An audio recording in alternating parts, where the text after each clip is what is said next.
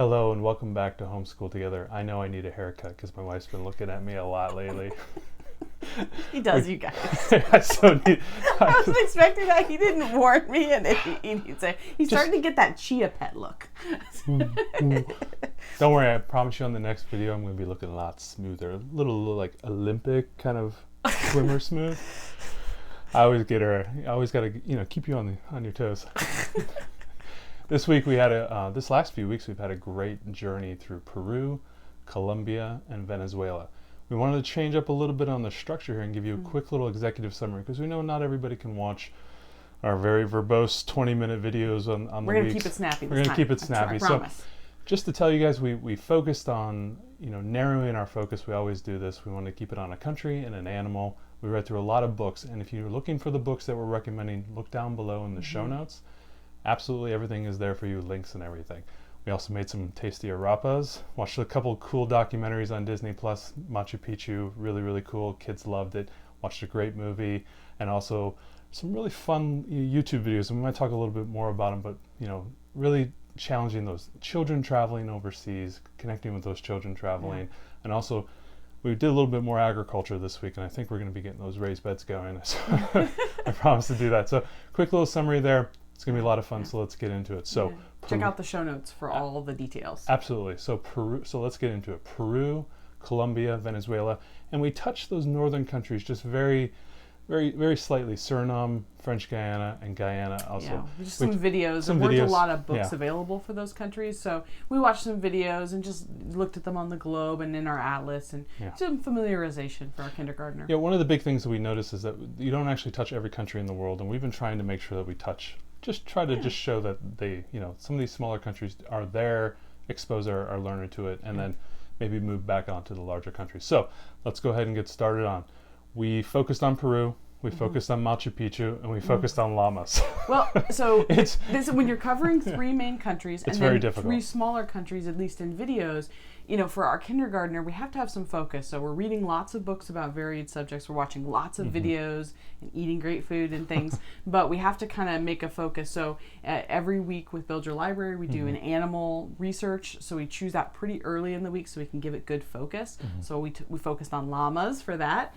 And then Machu Picchu. We got a good llama book coming up. We do. And then Machu Picchu is something that our daughter's really interested in ancient civilizations. She's kind of a budding archeologist. Yeah, she wants to be she wants to be a fashion designer, astronaut, archaeologist. Yes. So she's really interested in that, and she's already looked at eyewitness books about Incas, and so that seemed like a really good fit for us. And in fact, I think you guys had watched the Machu Picchu documentary a couple of years ago, maybe. Yeah, we brought it back. She was just so interested. So for our learner, so we really recommend that you choose a couple, maybe like 2 topics each 2-week period or each country to really focus in on that your child can connect with. We really enjoy that. Especially when you're trying to get extracurricular stuff. Obviously, you're going to be hitting a lot of books and whatnot, but if you're going to dive in a little deeper, try to narrow that depth. Go a little bit deeper instead of as kind of shallow. We like to do the deep dive and really focus on a couple items. So, right. Think about when you finish this country, what will your child say? Oh, will they say, oh, I learned a lot of weird things, or goodness, kid, I put in a lot of work for this. I want you to take away something. Right, but she's going to remember llamas because of the banana-shaped ears versus the regular alpacas and we did alpacas when we did Chile and Argentina. Yeah. So anyway, it was a good contrast to do the difference between llamas and alpacas. So let's get into digress. It. So 2 Biblio-Burro books have been recommended. So this one is the Build Your Library Biblio-Burro. This is what they recommend, and this is Waiting for the Biblio-Burro. So this is a real life story about a man who carries books on the back of a donkey. Kind of mountain villages. Here, actually, I'll give you this one. We'll hold this one. This one. Goes through these various mountain villages, kind of remote areas. Travels to these areas with books on the back of his burro, and he's a traveling donkey library. And it was really, really cute. He goes to these various villages, exchanges books. Kids give him back the old books.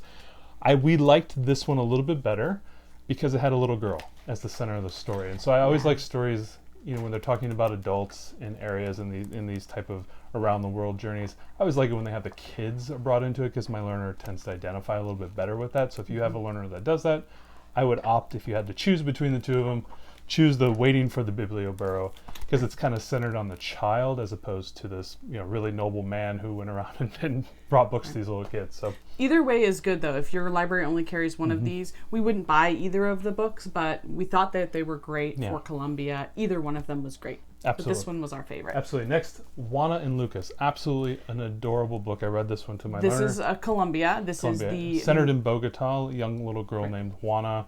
Just kind of telling about her life in the city. Well, it has interesting style. You can see how it, graphics kind of points out things. It's not just a typical chapter book narrative style. And I found it very funny if you have a young learner who's doing kind of a dual language, kind of English-Spanish type of combo. The whole book is centered around her struggles of learning the English. And the writing style is very funny, and she has to learn English in order to go to Orlando to visit Astroman. And so it's very cute that she was having to come kind of like a Walt Disney World-ish type thing, which she was going to be visiting, but not called Walt Disney World. Extremely humorous. I always found when some of the text is very large, and I always would speak very loud when that happened, and my learner loved it. It was just very cute. We had a lot of fun with this one. A lot of fun, and there's also a sequel to it called Big Problemas. We didn't get a chance to get to this one, but although our learner's can we read that still? Yes. Even though we're done with Colombia, because she really enjoyed the story. This is a book that we bought, and we're really happy that we did. We'll refer back to this one. This is a great book for young learners to connect with. South America, even in general, but Colombia specifically. Also, it's just a really great book. Also, if you have a learner that's struggling with chapter books, obviously a lot of pictures, but also long chapter length segments here where there's a lot of reading, but there's a lot to distract the learner if they have a little bit of a trouble sitting through a chapter book.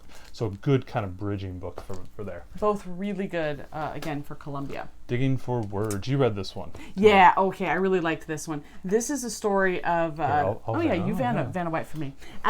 It's the gun show. The gun show's right here. So this is the story about, this is a true story made into this charming picture book about a man who is a garbage collector, and he collects books on his rounds, and then he opens his house every Saturday to all the neighborhood children so they can come and use his house like a library. And it's got some really imaginative parts of the story. So it based on the fact that I think the book says there's 10 million people in Bogota and there's only 19 libraries. Wow. So another book for Colombia, but we really liked it. Our learner thought it was really great, and it was a true story, so you can't beat that. So this one, Digging for Words, Jose Alberto Gutierrez and the Library He Built. So absolutely. Really good one. Next one, really sweet, enduring book, The Day You Begin. Really sweet story built around a girl who's struggling to connect. I think she's just immigrated from Venezuela. This was our main book for Venezuela. Yeah. And so she's struggling to identify with her classmates and the kids in her class, kind of a multi-ethnic classroom, really diverse, but she's not really connecting with them, and she's struggling. And it sort of kind of follows her story, but then all of a sudden it diverges towards the midpoint and tries to identify that, all different kids struggle at certain times. And so I thought it was really good, and it kind of generated some conversation with my young learner, and it was really, really good from that standpoint. And it was a nice, touching, endearing story. This was the best book we found for Venezuela as well. A little bit more serious as well, but it was playful, and the art is beautiful. Absolutely recommend this one. This was a really good one. I liked it a lot. Very cute artwork called Alma, and it's about a young girl. Alma, how she got her name. This is Peru. Yes, this is from Peru. This is our main book for Peru. These are additions that we made. These weren't in the curriculum. Exactly. So a story about a young girl, and she's talking about how she got her name. She has this very long name, about 10 names in her full name, and each one of her names was given to her by a grandmother, by an aunt, by a mother, and all these women and people in her life. And he tells the story. I think her dad or her grandfather is telling her the story of all the names and all the people that she represents. And at the end of it, she has this really complete look of her life through her name, and it was very, very sweet. Artwork is just gorgeous, so I really recommend this. It was kind of one of those ones where you'll be reading to your kid, and the kid will be like, "Wow, that's really good," and you'll be like, "Yeah, it was really good." Right. This is again continuing some themes of family that we found in many of Central and South America. We started in El Salvador with one of the books. Rene had two last names, right? Talking about his family. There's been a few of these where that thread of family has been a big theme since we left the U.S. Right. Very strong. strong in Central and South America. Yeah. So really good. Chapter book, Greetings from Somewhere. This is our second book in the series that we've read, right? Right. So we read the Yes. first one, Mystery of the Gold Coin, the last 2-week set, which was not specific to any one country. And then this one, the Mystery of the Secret Bridge, this is actually not in the curriculum, and I don't know if I think it's because the Torchlight, the rest of these books are in the Torchlight curriculum. I think maybe the creator didn't because she wanted to have Juan and Lucas, but I said, well, what the heck, let's read them both. So this is the 7th book in that series. It doesn't really matter. There's a couple of spots in the beginning where they do talk about, here, you can ban it for me. There's some pictures in there. They do talk about a couple of their other adventures, that they saved a painting here and they did this here, and it went over my reader's head because we hadn't read those books yet. I don't think that it was a problem at all that we skipped from book 1 to book 7 in the series. It did not make a difference. This one's centered on Machu Picchu and Peru. Right. So this was great because it was all about Machu Picchu, which was one of our focuses, and it has this hand-woven bridge. We were able to watch a cool video on how they still make hand-woven bridges. So it was really neat. My daughter loves this series. She's begging to go on with it. And the kids in here are homeschooled. Yes, it's which really, is really cool. Nice yeah. little wrinkle there. They're homeschooled because they're traveling around the world with their parents. Their mom's a writer. And so it's really fun. And she keeps saying, oh yeah, and they're homeschooled. They keep mentioning it in the book. And there's so few representations of homeschool kids in literature that I think that's great. So really good one. If you're struggling with some of those folk tales, we got a solution for you, with at least through these 3 countries. Love and This Roast is one Chicken. of our It's runner-up books. Yeah, a folk story, kind of trickster tale. If you know what I'm talking, if you've read a lot of folk tales, the trickster, where somebody's tricking another character in some way, whether to escape or to get something. In this case, I think it was a gerbil or a guinea pig or something like that. Yeah. And he was tricking a fox. This is from the Andean Mountains. Yeah, it's like kind of Peruvian folk tale, and it was really cute. He was trying to get to a chicken dinner, and it was kind of silly, but it was really, really cute. I enjoyed it. The artwork is really cool. I like the hyper stylized artwork in this one. Really enjoyable, quick little read. I think I read it twice to my life. Yeah, so this is going into our runner-up category. We liked it, but not essential, but good. And banana ears themselves, the llamas. 2 more non-essentials. So we basically pulled in the True Book About, and then this one, this kind of early learner. So llamas and Incas, both of these are kind of early learner books. You know, these early reader books are just really perfect for this age group. They give you light information on the subject. They've got cute artwork. They're easy for our kid to understand. Also really nice that if you have an older learner that's coming along with your kindergartner, basic kindergartner level here with this, with Around the World, good little books for maybe if you want to level up the curriculum just a tad and have them read something a little bit higher level, great for that. Also, if you have a really good early reader, the llama book I think was a little bit easier than the Inca book. This you was could a little have bit longer. you could have an older reader read this to a younger child too, which would be really great. So both of these were good nonfiction accessory books for this curriculum. And again, it went with our theme of Peru and llamas and Machu Picchu, which was my thing. So this is how we do it. This is how we do it. So yeah. So this is not called out in any of the curriculum, but we really like it. It's basically 7 different children and how they live. And so Japan, Peru, Iran, Russia, India, Italy, and Uganda. Yes. So for Peru, we did this one. It's really great. You know what it connects with is like, this is the house we live in. This is what we have for breakfast. This is what we have for lunch. This is the outfit I wear to school. It's all that kind of stuff. So what we're going to do is check this out from the library as each of those countries come. I don't know, I might buy this book because it's really cute. It only covers 7 different countries, but what I love about this one is that it's connecting with things that your kid's going to directly connect with themselves. This is what they wear to school. Here's what I wear to school. Here's what their classroom looks like. Here's what my co-op classroom looks like maybe. Or it's just it gives them something on a kid's level they can really connect with and see the similarities and differences. And you can really see the cultural differences and also wealth disparity in a lot of the images. So it could bring in some further discussion if you wanted to discuss about those type of things. They definitely showcase that here. I know my learner was asking a little bit about that, so I was able to kind of softly navigate those waters, but talk a little bit about development, more rural, more poorer countries, and some of the issues around that. I was able to do that just a tad, and so this book helped me do that a little bit. So I really recommend it. So we just skipped through this one and only covered the sections directly on Peru, and then we'll get it for the other countries. But it's a really good book. Yeah, it's really good. I enjoyed it. This is how we do it. Recommend that. Yeah. And I'll tell a funny story quickly. I went to buy this online used before the curriculum started, and I did get shipped a Montel Jordan CD by accident and didn't realize that I accidentally bought that instead of the book. And she kept so the that CD, was a little embarrassing. It just keeps playing on loop in our car. I don't know No, what's going on. so I haven't bought it again, but it is a really good book, y'all. But I didn't. Yeah, true story. True story. You actually So, got. Be really careful if you want to buy this one used. They are used copies of it, but just be aware. So then, obviously, we love doing the kitchen classroom. It's a big thing for us. It's a great thing for me to distract my 2-year-old. So we focus on arepas this time. Yes. Really cool corn pancakey type of a meal. They were delicious. Let's face it, they were filled with mozzarella, right? Mozzarella.